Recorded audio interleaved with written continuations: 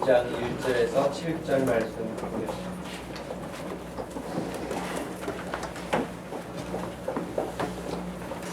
로마서 1장 1절에서 7절 말씀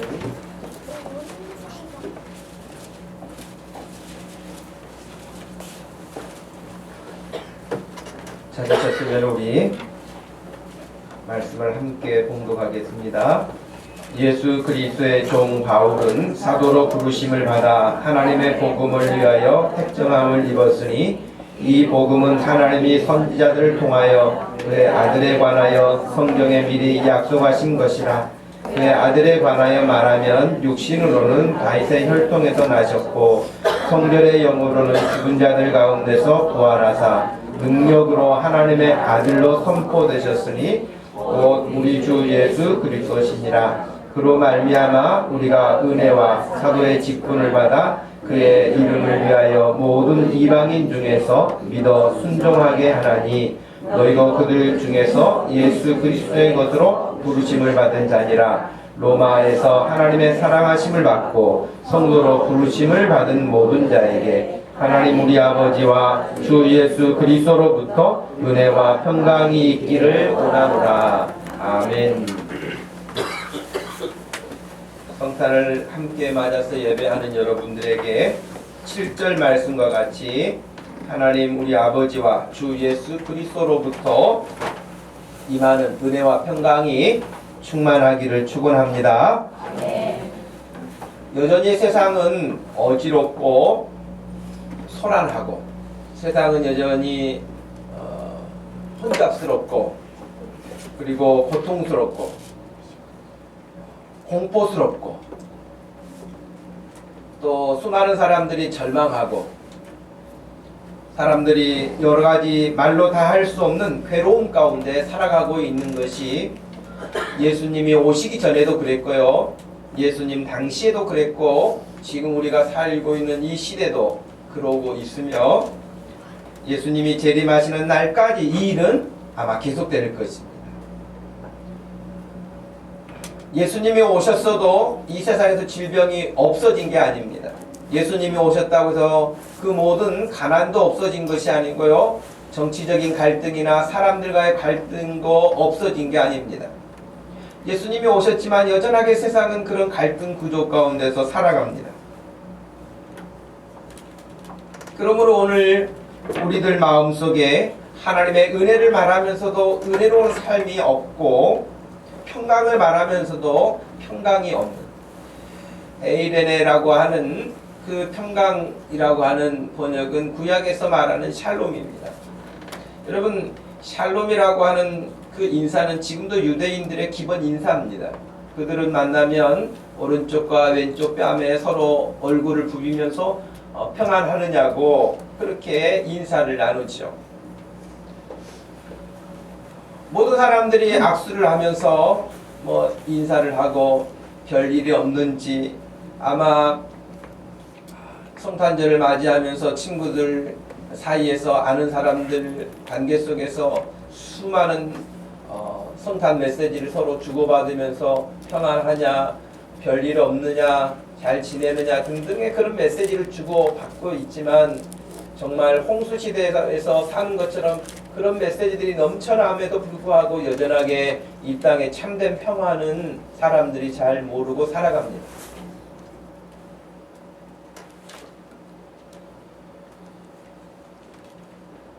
사람들이 그렇게 평강이 없는 가장 큰 이유와 근본적인 이유는 죄라고 성경에서 누누이 우리에게 가르칩니다. 사람이 돈이 없어서 평화가 없는 사람 혹은 평강이 없는 사람도 있어요. 어떤 사람은 자기가 원하는 소원대로 되지 않아서 마음에 평강이 없는 사람도 있어요. 어떤 사람은 질병 때문에 그럴 수도 있고요. 어떤 사람은 정말 절망할 수밖에 없는 큰 시련을 당해서 그런 마음에 평강이 없는 사람이 있어요. 다른 사람들은 다 웃고 떠들어도 그럴 수 없는 사람들이 지구촌에 얼마나 많습니까? 우리 주변에 얼마나 그런 사람들이 많이 있습니까? 그러니 평강을 말할 뿐이지 평강이 없어요.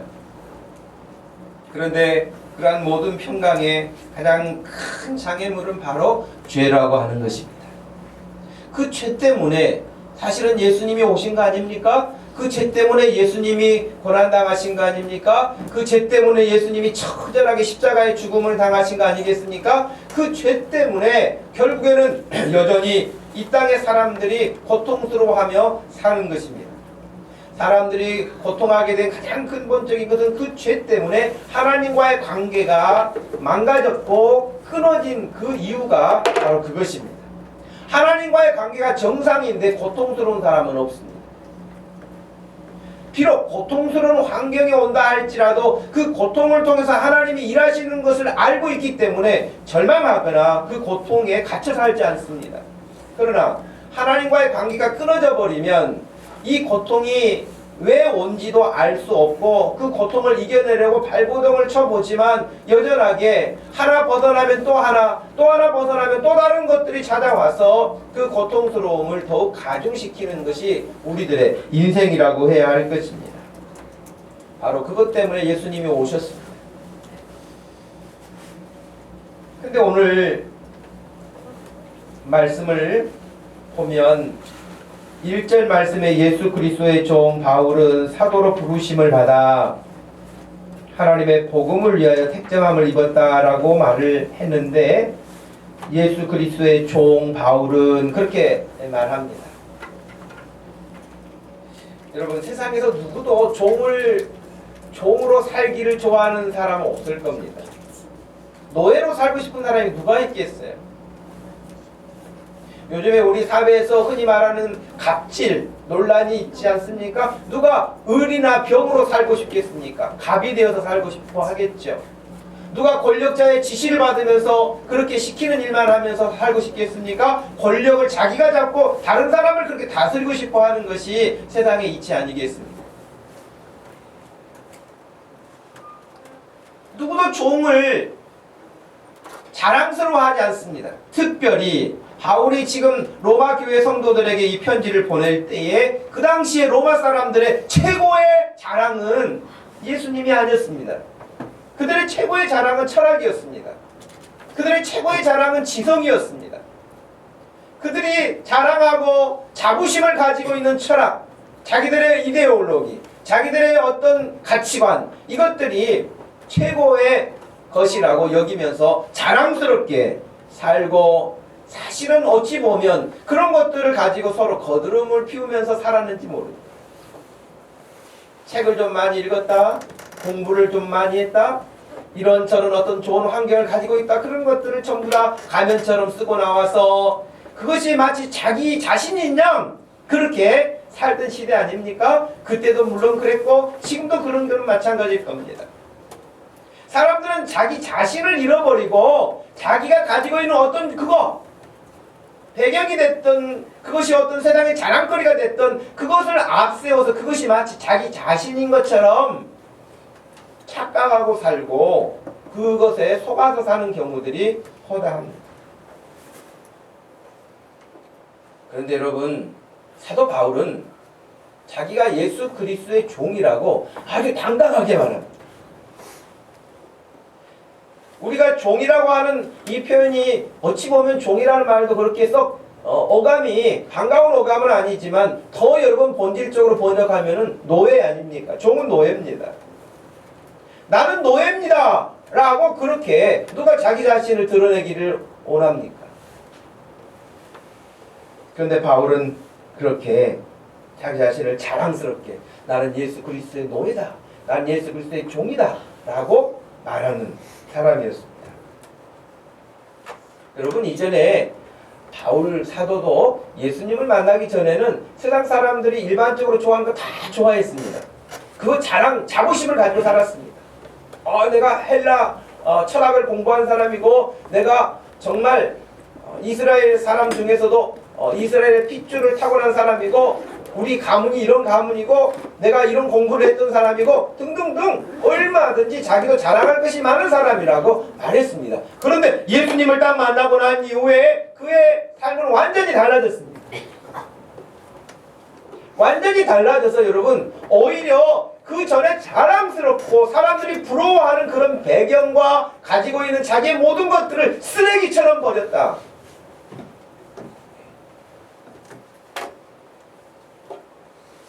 쓰레기처럼 버리는 그 이유는 단 한 가지. 예수 그리스도를 얻기 위해서, 예수님을 더 알기 위해서, 예수님을 더 알고 예수님을 더 전적으로 따라가는데, 만약에 이것이 장애물이 되고 이것이 방해물이 된다, 가차없이 여러분 배설물처럼 버렸다고 고백합니다. 바울은 예수님이 누구신지를 아는 사람이었습니다. 여러분, 마태복음 13장에 나오는 여러분 유명한 밭에 감추인 보화를 발견한 농부 이야기를 여러분 아시잖아요. 그 농부는 그 밭을 사기 위해서 어떻게 했습니까? 자기가 가진 모든 것을 다 팔아버렸다. 그 값진 밭에 숨겨진 보화를 발견했기 때문에. 다른 사람들은 그것은 돌짝밭으로만 보였을 거예요. 저 밭에서, 농사에서 뭘 얻을 수 있을까 했을 거예요.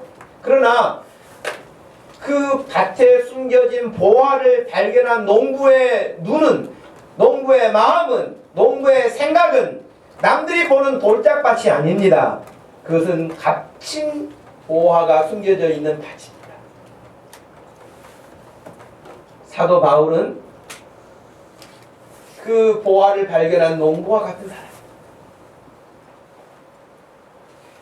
극히 값이 나가는 진주를 발견한 그 진주 장사가, 자기도 진주를 파는 장사를 하고 사는 사람이에요. 진주를 판매하고 돈을 버는 사업하는 사람이에요.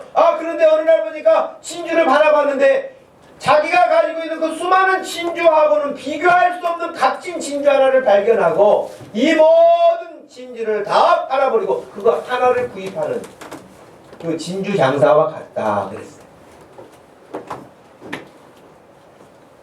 이 사람은 진짜 값진 진주를 구별할 줄 아는 사람이었죠. 여러분, 구약에도 그래요. 여러분, 시편 한번 찾아보시면 좋겠어요. 시편 84편을 한번 보시겠어요? 시편 84편을 한번 보세요. 시편 84편 10절 말씀에서요 12절 말씀을 같이 한번 읽어보겠습니다. 주의 궁정에서의 한 날이 다른 곳에서의 첫날보다 나은즉 악인의 장막에 사는 것보다 내 하나님의 성전 문지기로 있는 것이 좋사오니 여호와 하나님은 해요 방패시니라. 여호와께서 은혜와 영화를 주시며 정직하게 행하는 자에게 좋은 것을 아끼지 아니하실 것임이니이다. 만군의 여호와여, 주께 의지하는 자는 복이 있나이다. 아멘. 그래. 주의 궁정에서의 한 날이 다른 곳에서의 첫날보다 낫다. 악인의 장막에 사는 것보다 하나님 성전의 문지기로 사는 것이 낫다. 여러분, 사도 바울이 고백했던 내가 예수 그리스도의 노예로 사는 삶이 이 세상에 화려한 것들을 배경 삼아서 사는 것보다 비교할 수 없는 일이다 라고 고백하는 것입니다. 구약에서 또 이런 인물을 찾으라고 한다면 여러분, 모세가 생각나지 않겠습니까? 모세는 여러분, 왕으로서 얼마든지 큰 권력을 가지고 행사하면서 그렇게 살 수 있었던 사람인데 하나님의 백성과 고난받는 것을 즐거워했다고 했어요. 그는 하나님의 나라를 바라보고 가는 사람이었기 때문에 그랬습니다. 2015년 성탄 예배를 드리는 저와 여러분들이 사도 바울과 같이 예수 그리스도를 향한 우리의 마음이, 나는 예수 그리스도의 영원한 종입니다, 나는 예수 그리스도의 영원한 노예입니다 라고 자랑스럽게 말할 수 있는 확신 가운데 설 수 있기를 축복합니다. 여러분, 그런 믿음을 가지고 있는 자는 행복한 인생을 살 수 있죠. 뭘 많이 소유해서가 아니라, 인기가 많아서가 아니라 예수 그리스도 때문에 행복하게 될 줄로 믿습니다. 근데 그게 없는 사람은 여러분, 교회 다녀도 근심이요, 걱정이요, 염려요, 교회를 나와서 예배를 드리는데도 불구하고 전혀 하나님으로부터 오는 그런 은혜의 귀한 것들을 공급받지 못하는 경우들이 허다해요.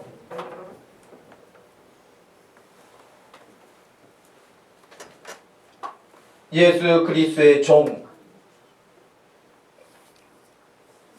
6절 말씀에서는 여러분 좀 더 쉽게 우리가 생각하게 되는데 너희도 그랬어요. 너희도 그들 중에서 그 앞에 이방인이라고 되어 있지만은 그들 중에서 예수의 그리스도의 것으로 부르심을 받은 자니라. 여러분도 예수 그리스도의 것으로 라고 하는 것은 마치 노예를 사고 팔던 시대에 노예를 사가지고 소유권이 예수 그리스도의 것이 되었다라고 하는 것과 같은 말이에요.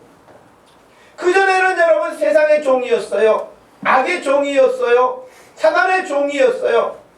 그러나 오늘 사도 바울은 내 자신도 그렇지만 지금 함께 예수 그리스도를 섬기고 있는 로마 교회 성도 형제자매 여러분, 여러분들도 저와 같이 하나님의 것, 예수 그리스도의 것이라고 가르치고 있습니다.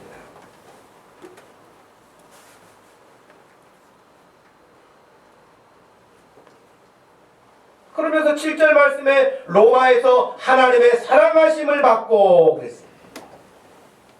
대한민국에서 2015년을 살면서 하나님의 사랑을 받고 있는 저와 여러분인 줄로 믿습니다.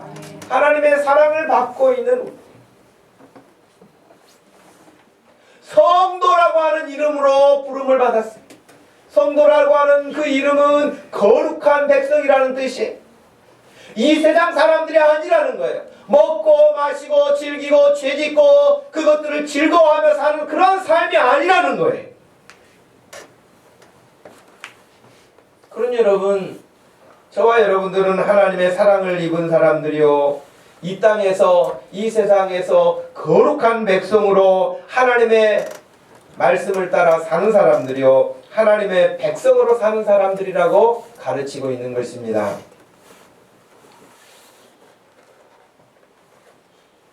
근데 오늘 여러분에게 꼭 다시 한번 들려드리고 싶은 것은 7절 말씀과 같이 하나님의 사랑하심을 받고 성도로 부르심을 받은 모든 자에게 하나님 우리 아버지와 주 예수 그리스도로부터 은혜도 평강도 있기를 원한다 하는 것입니다.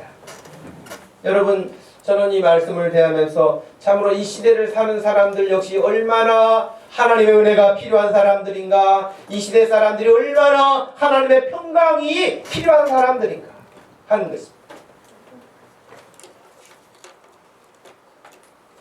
잠을 이루지 못할 만큼 불면증에 시달리고 근심과 고통과 걱정과 염려가 늘 짓누르는 그런 환경에서 벗어나지 못하는 사람들이 얼마나 많습니까?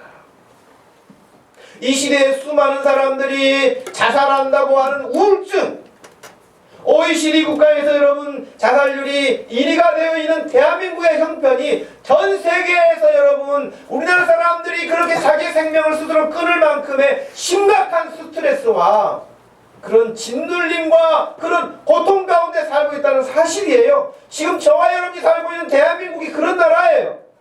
전 세계 수많은 나라들 가운데서 많은 사람들이 그런 고통스러움과 어려움을 이겨내지 못하고 스스로 끝내는 거예요. 그러니 예수 그리스도의 복음이야말로 대한민국에 가장 절실하게 필요한 것이고, 우리 주변에 이 예수 그리스도의 복음은, 예수 그리스도의 복된 소식은 이번 성탄절을 통하여서 더 많은 사람들에게 증거되어야 할 것이고, 더 많은 사람들에게 알려져야 될 것이고, 더 많은 사람들이 이 예수님 때문에 새로운 생명을 얻을 수 있는 그런 놀라운 새로운 생명의 역사가 일어날 수 있는 성탄이 되기를 소원합니다. 사람들이 숨을 쉬고 사는 것 보면서 살아있는 것이라고 할 수 없어요. 맛있는 것을, 비싼 음식을 먹고 산다고 해서 사는 거라고 할 수 없어요. 남들이 보기에 좋은 집에서 좋은 차를 타고 다니고 좋은 옷을 입고 다니고 좋은 곳을 여행하고 산다고 해서 그 사람이 잘 살았다고 말할 수 없는 거예요. 오직 예수 그리스도, 예수님을 만나지 못한 인생은 결코 잘 살았다고 말할 수가 없는 것입니다.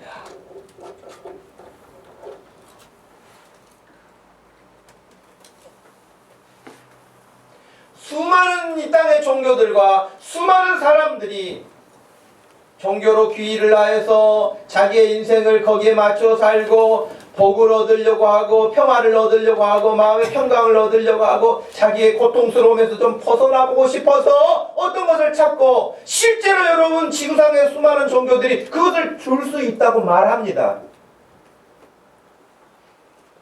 우리에게 와보세요. 마음이 평안합니다. 우리에게 와보세요. 이런 어려움이 고침받습니다. 우리에게 와보세요. 여러분 심령이 새로워집니다. 등등 수많은 이데올로기와 가치관과 종교들이 사람들을 그렇게 거리에서 부릅니다.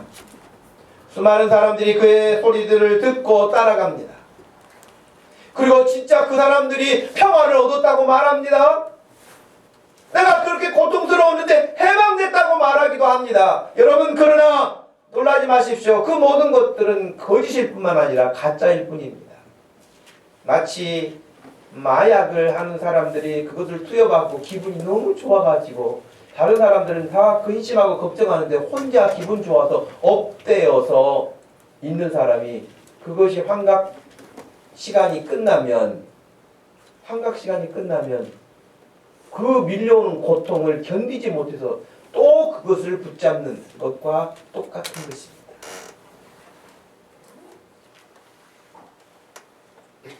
이 세상에는 참된 예수 그리스도의 복음 말고도 거짓 복음들, 거짓으로 기쁘다고, 거짓으로 복이 있다고, 거짓으로 생명이 있다고 가르치는 것들은 너무나 많다는 것입니다.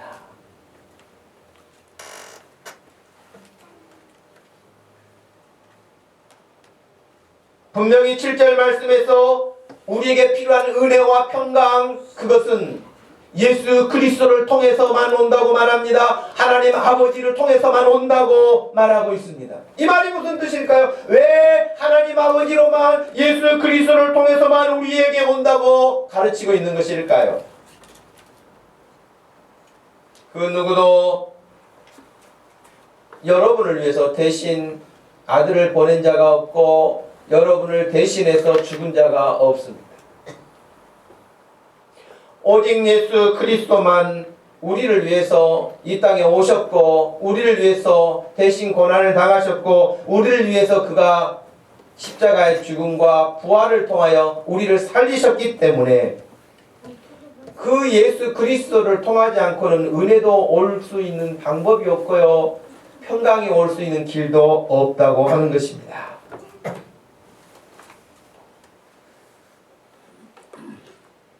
우리는 예수 그리스도의 은혜를 말하고 또 말하고 또 말하고 찬송하고 또 찬송하여도 갚을 수도 없고 그걸 다 헤아릴 수도 없는 하나님의 큰 은혜 앞에서 우리의 삶이 늘 점검되어지기를 원하고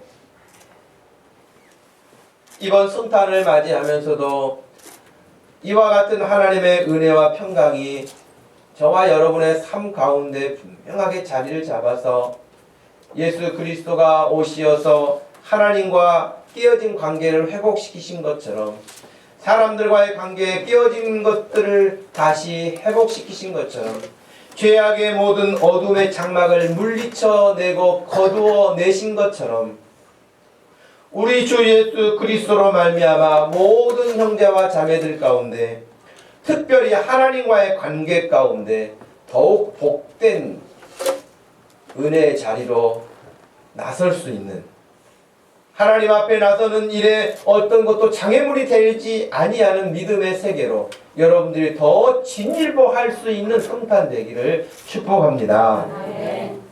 우리 주님께서 이 시간에 성탄 예배를 드리는 저와 여러분들에게 원하시는 바가 무엇일까요? 여러분의 이름 한 사람 한 사람을 부르면서 아무개야 너에게 참으로 내가 주는 그 은혜를 네가 알았으면 좋겠구나. 내가 너에게 주는 평강을 네가 알았으면 좋겠고 누렸으면 좋겠구나 라고 하는 것이 저는 우리 예수님의 마음이라고 확신합니다. 여러분의 마음에 힘들게 하는 게 뭡니까? 여러분의 마음을 복잡하게 얽히고 설키게 하고 있는 것이 무엇입니까? 여러분을 불안하게 하고 있는 것이 무엇입니까? 여러분을 염려 가운데서 움직이지 못하도록 붙잡아 놓는 것이 무엇입니까? 그것이 어떤 것이라 할지라도 우리 주님이 바로 그 여러분의 고민과 걱정과 불안해하는 그것 때문에 오셨고 또 그 근본의 뿌리가 죄에 있다는 사실을 알기 때문에 그 문제를 해결하셨고 그 예수 그리스도를 여전히 붙들고 우리 주님께 의논하고 우리 주님 앞에 그 사실들을 다 고백하면서 주의 도우심을 구할 때에 주님은 외면하신 적이 역사상 한 번도 없었으며 지금도 없으며 앞으로도 그런 일은 없을 것입니다. 여러분 적극적으로는 히브리서에서 은혜의 보좌 앞에 담대히 나오라고 우리에게 초청하고 있습니다. 이번 성탄절을 통해서 우리 주님을 마음껏 여러분들이 누리시기를 바라고 환영하시기를 바라고 기뻐하시기를 바라고 예수님 때문에 여러분의 삶이 다시 재조정되어서 여러분 가끔 이렇게 스마트폰이라든지 컴퓨터라든지 어떤 기계 작동할 때 특별히 전자제품 같은 경우는 하다가 에러가 나는 경우가 있어요. 그때 여러 가지 조치가 있는데 그런 것들 가운데 하나가 뭐냐면 리셋하는 거예요. 다시 온 상태로 복구시켜가지고 처음부터 다시 시작하는 가동하도록 하는 거예요. 이번 성탄절이 여러분의 분주한 모든 삶 가운데 있었던 모든 생활들을 예수 그리스도로 다시 리셋할 수 있는 시간이 되기를 바랍니다. 예수 그리스도로부터 출발할 수 있기를 바라고 예수 그리스도와 함께 하기를 바라고 예수 그리스도를 통해서 우리에게 부어주시는 하나님의 값없이 주신 구원의 놀라운 선물들을 여러분들이 풍성하게 받으셔서 그것을 베풀고 나눌 수 있는 복된 인생 되기를 주님의 이름으로 축복합니다. 기도하겠습니다. 하나님 아버지 고맙고 감사합니다. 우리 주 예수 그리스도의 오심을 환영하고 감사하고 찬송드리고 영광을 드리고 경배합니다. 하나님 아버지 우리가 무엇이라고 우리를 향하여 그 아들 예수 그리스도를 보내신 하나님 아버지의 사랑이나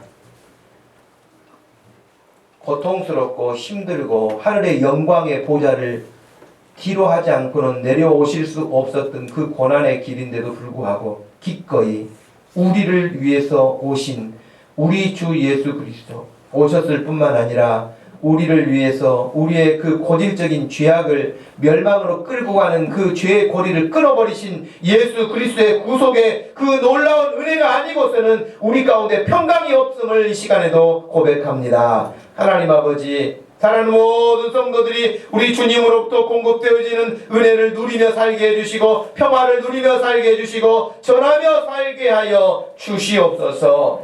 힘들고 어려울 때가 왜 없겠습니까? 그럴 때마다 우리 주님 붙잡게 하시고 우리 주님 의지하게 해주시고 우리 주님으로부터 긍휼하심을 입게 하여 주옵소서. 감사하신 예수님의 이름으로 기도합니다. 아멘. 다같이 자리에서 일어나셔서 115장 찾아주십시오.